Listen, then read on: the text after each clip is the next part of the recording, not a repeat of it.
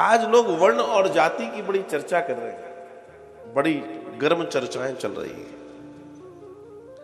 हालांकि जो सनातन के लिए विरोधाभास वाली बातें कर रहे हैं वो भी जानते हैं कि सत्य क्या है, लेकिन वे सत्य कह देंगे तो उनकी राजनीति नहीं चलेगी, नहीं चलेगी।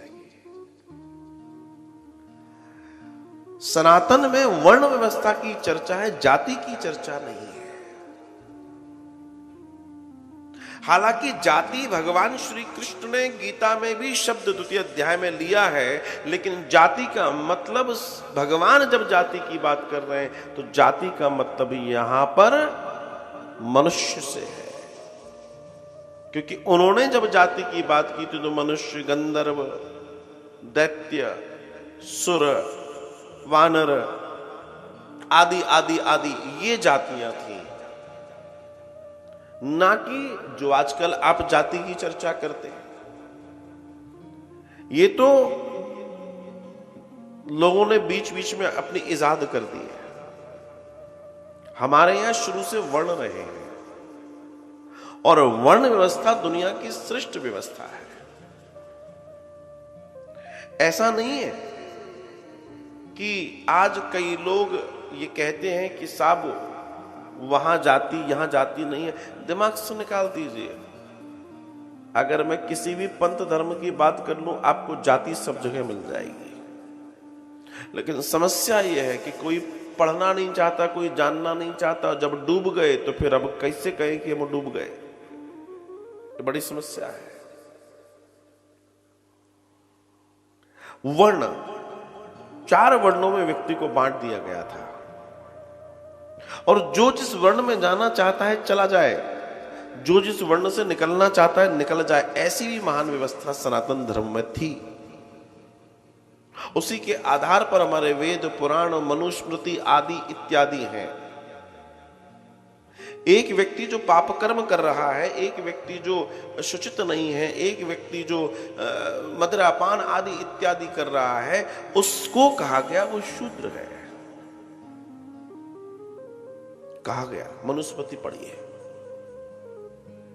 चाहे तुम किसी भी वर्ण के हो, उससे फर्क नहीं पड़ता। और कोई व्यक्ति कितना ही नीचे पड़ा हो, अगर वो अपने कर्म सुधार ले तो वो ब्राह्मण हो सकता है। ये तक दर्शन है महाराज। दक्षिण भारत में तिरुपति मंदिर ने आज से 3 वर्ष पहले 500 गैर ब्राह्मण युवकों को चुना। सुनिएगा मेरी बात को। गैर ब्राह्मण युवकों को चुना। धोबी, नाई, छोटी छोटी जो जातियां आदि इत्यादि जो भी है, क्षत्रिय जो भी थे,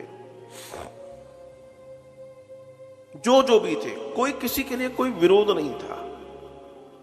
और उनको पांडित्य की शिक्षा दी, उनके कर्म को ब्राह्मणत्व से जोड़ा, उनको ब्राह्मणत्व की शिक्षा दी और उनको पांडित्य कर्म में विशेषज्ञ बनाया और उन्हें अलग अलग मंदिरों में पुजारी के तौर पे नियुक्त किया। यह है सनातन। मगर यह बात कोई नहीं कहेगा, ये चर्चा नहीं है ना, इसलिए कोई बताएगा नहीं। अगर ऐसा ही सनातन में जातियों पर चर्चा होती महाराज, तो फिर कोई किसी का नहीं होता।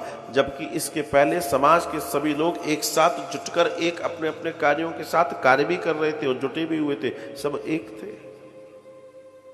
आज ये चर्चा क्यों? क्योंकि लोग चाहते हैं कि सनातन टूट जाए, उसके बाद वे अपना अधिकार कर लें। जैसे फूट डाल डाल के उन्होंने कई देशों पर अधिकार कर लिया। अब ये हमें समझना है, हमें जानना है, ये हमें समझना है और इसको समझना सबके लिए बहुत ज्यादा जरूरी है।